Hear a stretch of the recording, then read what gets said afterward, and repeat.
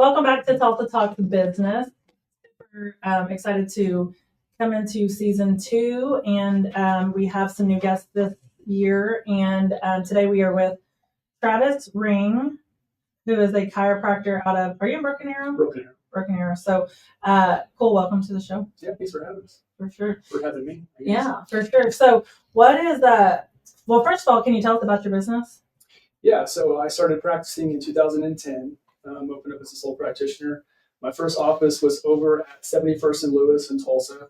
I was there for about 5 years, but we bought a house in Broken Arrow. We had 2 children. They were kind of getting to the point where they were making friends, and we were starting to get really rooted in Broken Arrow. So I thought, well, when the lease is up, let's get out to Broken Arrow. So I moved to Broken Arrow in August 2015. Been there for 9 years, and family chiropractic office. It's just myself. I got a couple staff members. We take care of people from birth through adolescence and into adulthood. A lot of auto accident cases, just kind of your typical health and wellness chiropractic office. So we know, well, I know you from social media. I was just saying I actually had never met you in person. So I was like, hey, and that happens a lot in my life, but I had somehow became friends with you through social media. And then I've watched, like, you do a good job networking. I got to give you that. And so it's kind of like there's a group of people in Tulsa that do a really good job with that. Really good job with networking. And so is that how you initially started growing your practice, or what was your growth strategy? Yeah, I mean, the biggest thing is I've always heard that the more people that you know, the better you'll do in business. And I kind of embarrass my kids because we'll go out in public to have dinner or something, and they're like, Dad, you always meet someone that you know out in public. You have to brag to them and tell them that you're small town famous. Yeah, right. Your kids that. Yeah. So, I mean, I started doing chamber stuff. I was in Tulsa Chamber first, and then when I went to Broken Arrow, I joined the Broken Arrow Chamber of Commerce, and I joined the BNI chapter, which I'm still in 12 years later. So I just like to network face to face. I like to do some social stuff as well, but I think it just comes down to who you know. You got to meet people. You got to make friends, because when they think of you, they think of what you do, and so hopefully when there's a need that arises, you're going to be the person that pops in their mind. And the Tulsa area is way bigger, or it's way smaller. It's way bigger and smaller, right? It's like we've grown so much. It's a big town, but with it's little small. people, It's little just people, a small not vicinity. people. Every time you turn around, you run into somebody you know. Yeah, exactly that. It's like a small town still. It's like our population has grown for sure, but it's still such a small town. We're bumping into people everywhere. I bump into people all the time that I've met, or I actually am friends with on, like I said, social media. Right. And I'm like, wait, I actually don't even know you, Yeah. And so that's really cool. And I think social media has been really helpful through that, growing businesses and being able to network like that. Yeah, I mean, I've got thousands of Facebook friends, and I've probably only met maybe like 20% face to face. Yeah.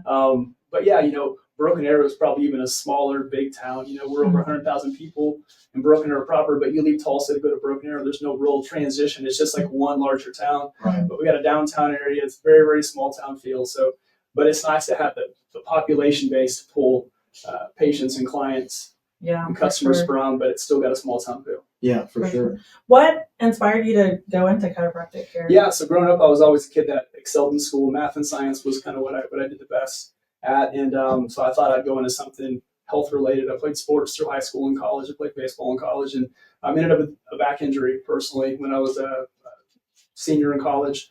Got into a chiropractic office as a patient, really, and that kind of inspired me. I was already going like pre-med, but I wasn't quite sure what that next step would be, because there's not really anything after that except graduate school. So I looked at dentistry, didn't really love that. Looked at pediatrics, same thing, and then experienced chiropractic as a patient. And the doctor here in Tulsa kind of gave me a rundown X-rays, treatment plan, and I got better, got back on the field, and so that really kind of inspired me to, hey, this is something that I can see myself doing going forward. And so that was the path that was set for me. So I would say chiropractic kind of found me versus me kind of seeking it out. That's awesome. Like really a good path too when it happens that way, because it's like even more of a reason to be passionate about it, because you know what it's done for you. Yeah, and then patients come in and they have low back pain, and I can really resonate. Listen, I've been here, and that's why I'm over here doing this. So I can really kind of relate to where they're at and really coach them through the process. I'm like a big fan of chiropractic care, and so it started when Oscar and I started dating. I was going to a chiropractor, and then I was going like routinely, and then we moved to this area, and she was in Tulsa, and it was just like the drive I couldn't do. But still, we'll be going to bed at night sometimes, and we'll both be like, we got to go get it into the chiropractor, someone, we got to go, whatever. And so, but I have, so this an interesting question actually, because I think about Kelly who works here. I've been friends with Kelly for almost 30 years. She's scared to death of a chiropractor. Right. I think it's like the videos or the things of people cracking necks and things like that, which don't get me wrong, like I would love a neck crack right anytime, but do you see that a lot of like a fear of you? A little bit? And the videos are great because they're exposing people to chiropractic, but also there's some who are like, that looks weird. And I'm not sure that I can Or go the through sound that. on that. They're going, when they're miking up the sound, and it's not as loud as it is in real life. But right. People come in with apprehensions, and I'll find oftentimes people that are scared have just never experienced it. Mm-hmm. And we'll kind of coach them through, hey, we'll take it slow and just be nice and easy. And after the first visit, they're like, well, that wasn't as bad as I thought it was going to be. It wasn't as scary as what I had built up in my mind. So I think for them to experience it personally really helps them to kind of, mitigate the fear of what it's like. And oftentimes they'll start to feel better and see success, and they're like, well, this is something that I want to continue to do. So yeah, it definitely, I can always tell, like I'll start walking funny, or my shoes will wear out on one side. And actually, I just started noticing this with my dad. And so kind of like sidebar story, our son was brought this girl to the house, and she's interested in, I would love to actually have her meet you.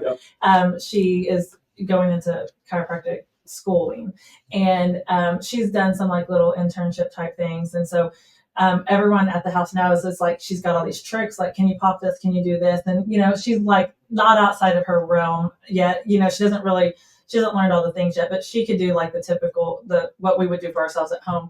Well, my dad had really not ever let anyone do that. So he's like, let her try.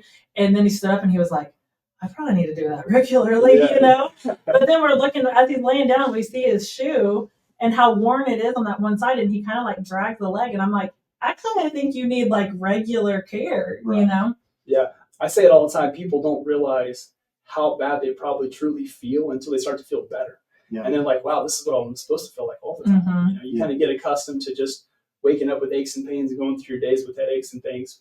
But when they start to feel better and function better, and they're like, wow, this is what really is possible. They don't want to lose that feeling going forward. I've always wondered this. So who do you go to get adjusted? Yeah, fantastic question. So who does a chiropractor go to get adjusted? People say, do you just adjust yourself? No. I mean, I stretch and things, and I can get things to pop. But I've got some friends around town that are chiropractors, and we kind of take care of each other. Okay. I got a buddy here actually in Glenpool that I don't see him personally because it's just the drive. There's a few guys in Broken Arrow and Tulsa that if we're out and about, we'll kind of treat each other. Someone might drop into the office needing an adjustment, vice versa. We go to conventions and education classes and stuff, and there's always a table or two there, and we're always kind of popping each other. Yeah. You know what I want to buy is, and I don't know if you have this in your practice or not, but that bed. The roller bed? The roller bed? Yeah, the rolly table. Yeah, I'm like, can we buy one of these for our house? Like, I can just lay down on that thing, and after one roll, I'm like popping like crazy. Yeah, well, they're strangely affordable. I mean, you got space in the office here. Buy one for the employees. Really? I need to look at that thing. Literally, I would, whenever we would go, when we lived in Tulsa in that area, we would go see the chiropractor, and I would just be like, can I just come and lay on the bed for like 5 minutes? Like, and then it'll be good. And then of course I really needed the full service, but the bed, that's amazing. I'm gonna have to get the details on that. Our team here is gonna be like, what is this? Sign us up. Yeah, whenever I got, right. If I got some time, between patients, I might walk over across the hall, lay on it for a few minutes just to kind of get some things moving and then come back across it. But yeah, it's nice. It's nice to have those for sure. Oh yeah, that's awesome. Does it ever make you nervous when you run into somebody that's, a really elderly person, a 70, 80, 90-year-old person that, I don't know, maybe not 90, but in their 80s or something, that you don't want to pop them too hard, or you don't want to adjust them too hard? Is that a concern sometimes, or is it not? Yeah, I mean, we definitely tailor our treatment to the population, to their conditions. So we take care of babies differently than we do adults, and seniors different than adults. So I had, I think my oldest this last week was 93. Wow. And he comes in just for functional improvement, and he wants to be sure that he can stay active. Mm-hmm. Deals with some vertigo and stuff, but he's surprisingly agile and stuff for 93. And so we just want to help them maintain function and independence and things like that. Sure. So we can take care of, people differently. The adjustment is going to be different for somebody that's our age versus somebody who's, younger or older. Right. I got you. And we x-ray everyone too. We want to make sure that we're not going to miss anything that might be, counterproductive to be adjusting as well. So we don't like to guess about people's health. So when they come in on day one, we're going to do x-rays and kind of do a good diagnostic workup to see what's going on and see what their spine looks like before you start mashing them. Do you have some of them that you need to say, hey, you probably need to go to the doctor or go to a regular doctor and not a chiropractor, not chiropractic care because I may do worse damage? Do you see that some? Or? Well, people come in with like surgical fusions and things. And so I say there's cases that we can correct. There's cases that we can manage. And then occasionally you'll find a case that you just can't help. It's just too far gone. Maybe there's a lot of arthritis or degeneration or they need like fusions. surgery, like something like that. Yeah, exactly. And I always say, let's try chiropractic first, and see what happens. They might need a surgery later on, but I don't like to go to that number one unless there's something that's like obvious, like there's maybe a fracture. Right. Sometimes we'll be able to diagnose and catch things like I caught a guy one time, he had an abdominal aneurysm, and that thing's like a ticking time bomb. So I said, listen, I'm not going to adjust you today. You need to go straight to the emergency room. He had surgery that day to have it repaired. So, oh my gosh, probably saved his life. Exactly. The doctor said that, listen, if this thing was to rupture, you'd have minutes and you probably wouldn't make it. So we like to do as much diagnostic workup as possible, x-rays especially, because I always say to not see is to guess, and we hate to get, guess about your health. Do you feel like, as far as having your own business and doing that, do you feel like what has been probably one of the key to your success to retaining people? Like customer retention, basically. Yeah, people won't really people don't really know how much, or they don't care how much you know until they know how much you care. And so I think really taking care of people is important. We meet everyone first day. We're learning their names, what cars they drive. They pull up in the parking lot, and we know who it is walking in. So we greet them all by name, and we just started to really develop not a weird, but a personal relationship. Personal touch, right? Yeah, we know who they are. We know who their spouse is. Do they have kids, grandkids? Things that they like. And so we try to definitely take it a step further and just that relation base versus just being the next person in the office, the next number. We're like super passionate about that here, and with the people that even like with our vendors and other, like we probably have become as customers. We hold the people that we work with even to a higher accountability because of what we know is possible, because if we're doing heat and air, plumbing and electric, and we can maintain very good customer service and a good customer experience, then why can't it be done in a restaurant, or why can't it be done at a gas station, or why can't it be done in it's customer service, no matter which industry you're in, is still the same. Yeah. It's really relationship building. And I was actually having a conversation about something else yesterday where a vendor that we were using, who we've done a lot of business with, we're looking at doing something else with them, and I just did not feel like we were getting the level of service that we should expect for the loyalty.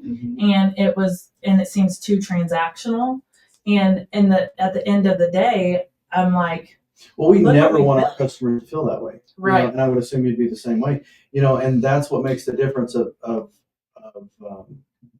growing your business. But also, it's crazy because sometimes even our customers will celebrate our wins, like when we grow or when we do things and they see us in the community. And that's really, really cool to see, is whenever our customers, really appreciate and celebrate the win with us. That's really cool to see. So I'm sure you've had customers or clients that have come in and watched you grow, and then they see that too, and they're proud of you for that. Yeah, and that's really exciting. It makes it feel good too that they're going to somebody who's doing good and growing, achieving success and winning awards. Yeah, and in the grand scheme of things, the world gets weird, right? And it has in the last, however many years, and it's gotten weird. But at the root of it, I do think that people are good. Yeah, no, I agree. I think people are good, and I think people are still people, and communication and transparency goes a long ways. And then you're just able to propel from there. Yeah, that's a good point too. A lot of people come in and they say, well, I had a bad experience at a doctor or a chiropractor because I got treated and then I got a bill at the end, and I wasn't expecting it. So we always say we're going to be upfront, transparent. You'll know what to expect. You know what you're going to be committing to. We don't want any surprises on the back end, because that just makes you feel bad. Whenever you've experienced that. When Right. you kind of walked into a situation, and at the end of the day, you got different treatment than what you were expecting. For sure, yeah. So speaking of awards, you were named 2020 Business Person of the Year in Broken Arrow. Yeah, Broken Arrow Chamber of Commerce Business Person of the Year. That's And in awesome. 2020, that was a rough year too. Right? Yeah, For anybody that was dealing with the Yeah. public or anything. just to you know. survive that time Yeah. as a business. And was important. especially like, okay, in that time frame, I'm sure, how was that time frame for you? Because for us, we found pretty quickly that we are essential, Right. but for a minute it wasn't. We weren't sure. But what our business would kind of propelled that year, because people were sitting at home watching their thermostat, and then we ran so many service calls that probably weren't necessary at first, that we finally trained our dispatchers to kind of like ask some questions, because they weren't used to sitting at home, and they'd be like, well, the thermostat went down, or the air's running too much. And it's like, well, yeah, because you and your kids have gone outside 97 times, Yeah. How was that year for you in business? Yeah, I mean, a lot of people became hesitant to go out and to meet people and to be in an office. We were considered essential as well, but we definitely changed the way we did things. We kind of slowed the office down as much as we could. We established what we called like a virtual waiting room. So if they didn't want to come in and sit in the office and wait for their turn, they could call in when they arrived and sit in their car, and then when it was their turn, they could come in. So we got to where we weren't closing as many doors, trying to minimize the touch points, and just trying to slow things down, spread things out. We're always going to be cleaning things because people are laying on beds and things, but Right. Hyper focused on some of that. But thankfully we didn't have to shut down. We were able to stay operational. Albeit it was a definite kind of slowdown a little bit because people were just not as excited to get out and about. And Oh yeah. I ended up getting COVID at one point. Thankfully, it kind of matched up when we had this really, really bad like ice and snowstorm. So I was going to be closed anyway. So that's when we got it too. So when you got it, snow. did you immediately think, well, I guess this is it. I got COVID. I'm down for the count. Right. Yeah. Yeah. Back then, that's what I thought. When I was the first one in our family to get it, and she knew about it before I even left the doctor. Long story short, basically, she texted me and she's like, "Oh, you have it. It's on your MyChart already." And I'm like, "Oh, I'm sorry. I guess you guys will have to go on without me." And the news was basically making it out like you get COVID, you're done. Yeah. And Black plague. anyway, but we made it through it. But it was a lot of quarantine. Yeah. Thankfully, I felt like I had the flu basically. Yeah. And it's crazy because it was Monday night. I started kind of feeling bad, and my wife said I coughed in bed all night long, like right in your face, And the next morning I woke up to go to the office, and I just felt bad. So took my temperature, I had a fever. I said, listen, I can't go in. And so I went and got tested. It came back positive, but she never got it. And she's like, I don't know how I didn't get it because you were literally coughing in my face. Well, at that time, we ended up having to quarantine for 28 days total because we had 6 kids, and it just kept going one after and the going other. and going. And then we quarantined through Christmas, and or the day before Christmas, he was able to leave on Christmas Eve. And I remember him saying, I called him, and he was walking in Walmart, and he goes, I feel like I'm not allowed to be here right now because we were so isolated for so long. Okay, so TikTok like really birthed through that, right? Yeah. So did you, after the lull and the slowdown, did you see an uprise of clients because they had learned about chiropractic care? Yeah, I mean, a lot On of people TikTok? come in and they've never been adjusted, but I've seen some videos and I'm intrigued by it. So yeah, there's definitely, I think some pros and probably some cons to to videos of people getting adjusted because the sounds can be intimidating, but also it kind of piques people's curiosity too. So yeah, with Instagram Reels and TikTok and stuff, there's definitely people out there doing videos that are kind of piquing people's interest, and so we're seeing maybe a different demographic just wanting to at least try things out. And I think a lot of it's attributed to some of the videos and things that are getting shared, posted. That's cool. I think that I'm a huge fan of TikTok. Kaylee and I talk a lot about Kaylee. She's always behind the camera, but she's our marketing director for quality, but she's also the podcast producer for this podcast and or podcast director, I'm sorry, for this podcast and my Power Woman of the Trades podcast. And so I talk about her a lot, and then I'm always like, here she is. But we were at a marketing convention or workshop once, and someone kind of had not argued, but was like, TikTok is not valid. Quit wasting your time. And she's 24. She was 22 at the time. And she was like, I disagree. And I I disagree too, but as soon as she said it, I raised my hand and I was like, we disagree. And she's like, what? You know, but now that guy has came back to us year over year and he's like, y'all were right, you know, because there's so much opportunity on TikTok for education. Mm-hmm. And a lot of people don't know what they don't know. Or like for me, for example, I'm 39 and I know that chiropractic care is beneficial in my life. So my kids have been exposed to it now at a young age. But whenever I was in school or young, that was never anything that was even thought, right? Like I never even knew that was an option. My mom probably really didn't either. And so I think there's a lot of education of, or you only need a chiropractor if you had scoliosis or something, right? Yeah. Yeah, and we're definitely seeing more families getting adjusted. You know, more parents seeing the benefit for their children.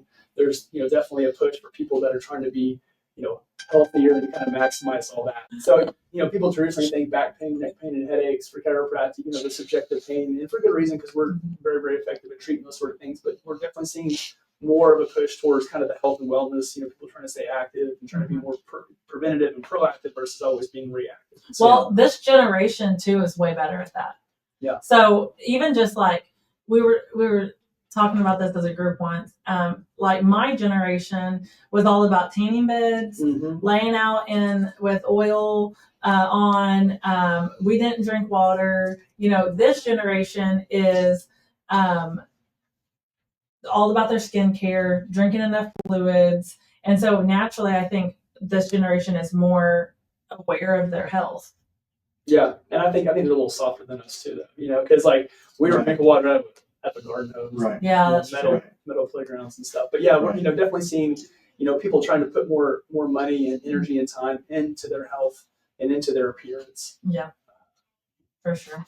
Okay, so you go to Battle Creek Church. You go to the main campus. Yeah, Broken Arrow. So we started Battle Creek like 4 years ago. Yeah, we go to the Jinx campus. I just had to bring that up because, especially like Tulsa listeners, I think Pastor Alex is amazing. All my life, going to churches, I've never gone to a church with such a great teacher. So what do you? I really think it's cool that. Okay, so actually, side note: when we first started Battle Creek, Oscar was hesitant because it was on a screen, going to be on a screen, right? And I was like, well, here's the deal.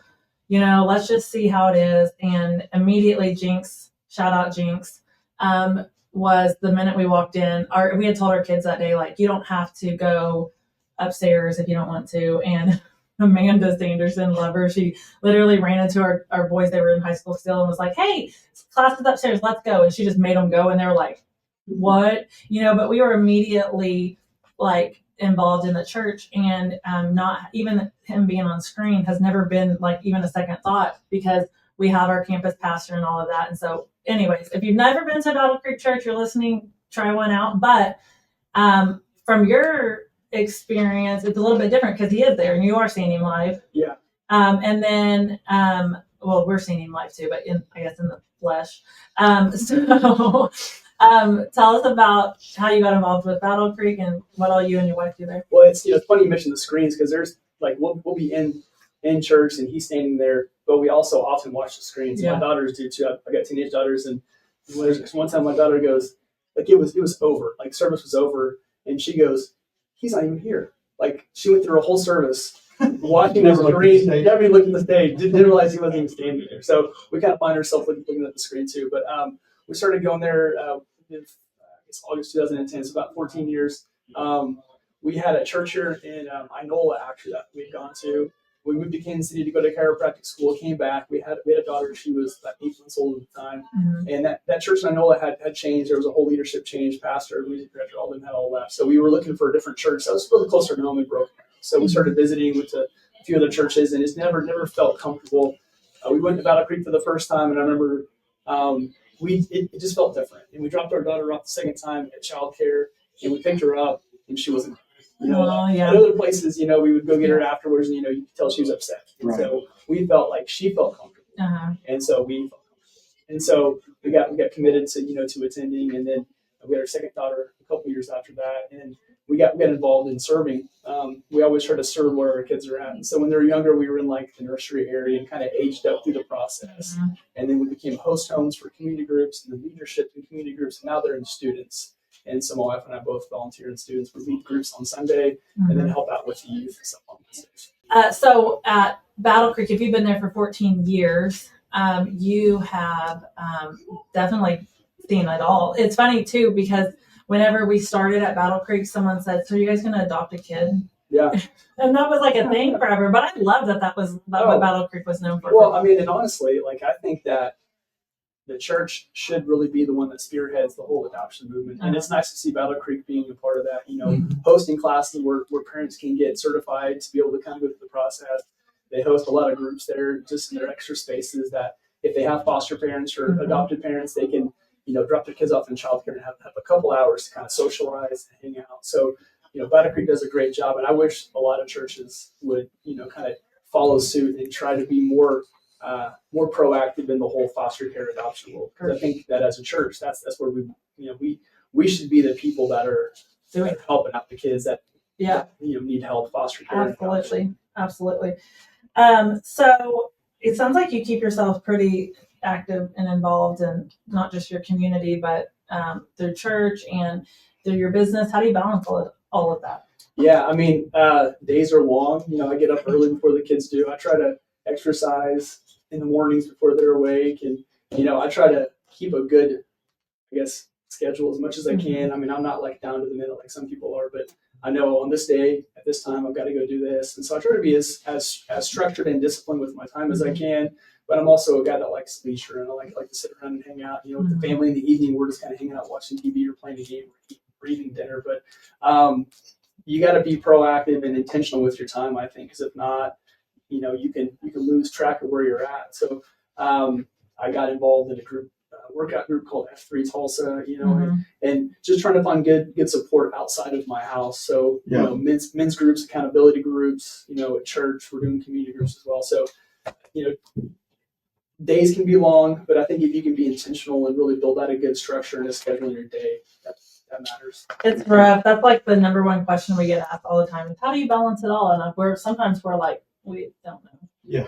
We don't know. We wing it, but I think structure is the biggest key. Yeah, and you know, delegating where you can delegate, you know, to people who you can trust. You know, those of us that are kind of control freaks, you know, it's hard for us to turn things over to people, but whenever you learn that, hey, this isn't my strength, or I don't love to do this, if you can release it to somebody else, then you can get more stuff done in the areas that you love to do. Right. For sure. So is it the book?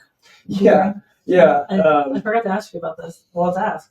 Yeah, ask Dr. Travis Ring. So, I've got a guy that helps me with some marketing, and we kind of just goes through the book. And so it's just very, very easy, basic read about health and kind of my story, you know, answer some chiropractic questions. And, you know, just trying to educate people as much as you can, because there's misconceptions about chiropractic. We kind of talked about that, you know, fears and hesitations and things. So I think if people can kind of realize that it's not, you know, skulls and crossbones and, you know, like we're not doing voodoo stuff. Right. It's just normal things. And it's becoming more and more mainstream, you know, we're even getting referrals from doctors and stuff. But that book was just a way for us to kind of get some of our thoughts and ideas onto pages and let people. Yeah, because I have noticed that for sure, because I've definitely, like, you're a doctor and I believe you're a doctor, you know, but there have been like skeptics that are like, chiropractors are not real doctors or whatever, and I think it was the medical doctors that maybe brought that along for so long. But I do think that medical doctors are seeing the benefit from just my own experience, because I've heard even like our pediatrician has recommended in the past of seeing a chiropractor, and I'm like, that's progression for sure. Yeah, I mean, like brief history, you know, chiropractic and DOs used to be closely aligned, and then MDs were separate, and then DOs kind of went towards MDs just so they could have medical prescription rights and things. And I think it was kind of a fear of, if chiropractic kind of gained some traction, you might lose some patients. And so a lot of the skepticism, I think, was birthed from doctors just not knowing, or maybe even intentionally trying to steer people away from it. But here we are in 2024, and people are really doctors are getting chiropractic treatment and they're referring people over. A lot of surgeons now are hesitant to do surgeries because there's not a lot of success sometimes. And so, hey, let's try this first. Let's try physical therapy or chiropractic. And even some DOs still adjust, but I think chiropractic is great. And yeah, as far as the school goes, I mean, it's not like a weekend course. We're not going to a Go Tech. It's like we have, like I came into chiropractic school with a 4-year bachelor's in medical molecular biology, and I spent 4 years, thousands of hours in classrooms and in practical settings, learning, science and biochemistries, anatomies, physiologies, and then hands-on experience too. So it's definitely an in-depth program, but It's not just an online course you can take. no, it's not. Yeah. Exactly. You got my skill over the weekend here. Yeah, no, for sure. So, well, what are your goals for Eastern Oklahoma Chiropractic in the next few years? Yeah, I mean, continue to grow for sure. We bought a commercial lot around the corner from where our office is at, and plan is to build a building there at some point soon. We're currently renting. And that's not a bad situation, but I definitely want to become an owner at some point of the building and have maybe some space where I can rent out to other people. I'd like to create, ideally, like a little medical building where I've got some people that I already refer to and get referrals from that can kind of be in the same space. So, massage therapist, maybe a physical therapist, somebody that maybe has like a small primary care office. I like to kind of create that. That'd be awesome. Yeah, I think that would work good. I like to add in some other therapies as well, because now I'm just traditional hands-on chiropractic, but there's a lot of technology that's coming out, a lot of different therapies that help people with different issues. And so as I'm able to kind of grow in the space, it'd be nice to kind of add in some therapies that I don't really have the space for currently. For sure. Well, so we'll make sure to include in the show notes your location, how to book with you, and how to get in contact with you. And just a reminder for anyone listening in the area, he is located in Broken Arrow.